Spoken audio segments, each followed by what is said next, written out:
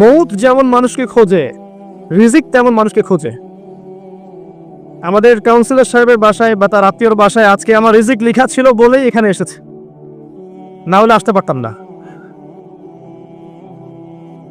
তো তাকদীর লেখা হয়ে গেছে, এটাকে বলে তাকদীর।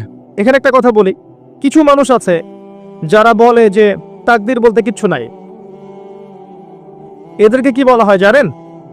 এদের আরবি নাম হচ্ছে কাদারিয়া। কি নাম? ভাগ্য বিশ্বাস করে না যারা, কাদারিয়া। তাদের মতে মানুষ নিজেই তার কর্মের নিয়ন্ত্রণ, মানুষ যা করবে মানুষ তাই পাবে।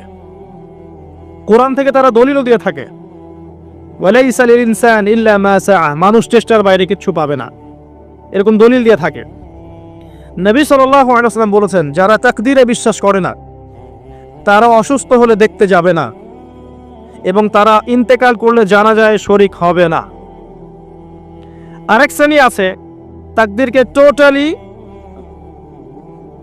অন্ধের মতো বিশ্বাস করে, কর্মের স্বাধীনতায় বিশ্বাস করে না। তারা মনে করে যে ভাগ্যে যা লেখা আছে চূড়ান্ত এটাই হবে, আমার কাজের কোনো স্বাধীনতা নাই।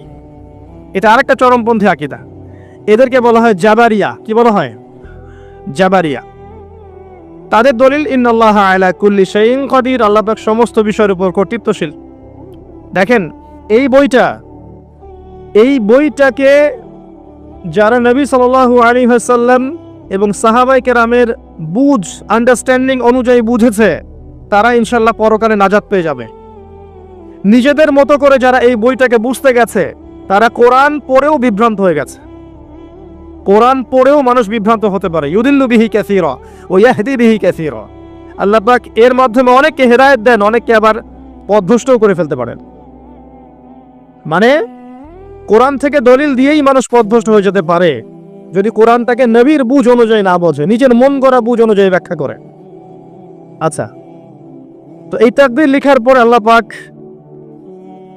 মহাবিশ্ব সৃষ্টি করেছেন 6 দিনে, এবং প্রত্যেক আকাশে, 7 আকাশে আল্লাহ পাক অসংখ্য ফেরেশতা সৃষ্টি করেছেন আগেই। তারা কি থেকে তৈরি? নূর থেকে তৈরি। মনে রাখবেন, তারা নূর থেকে তৈরি।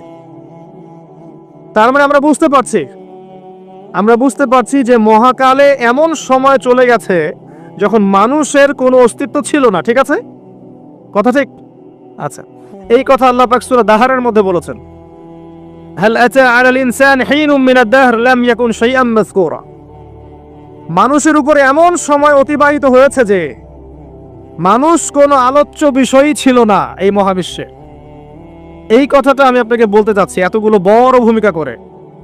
মানুষ এখন পৃথিবীতে যা করছে, রক্তপাত ঘটাচ্ছে, ফাসাদ সৃষ্টি করছে, আল্লাহ দ্রোহী আচরণ করছে, আল্লাহকে অবজ্ঞা করছে, রাসূলকে অমান্য করছে, নামাজ পড়ছে না, যাকাত দিচ্ছে না, যা ইচ্ছা তাই করছে,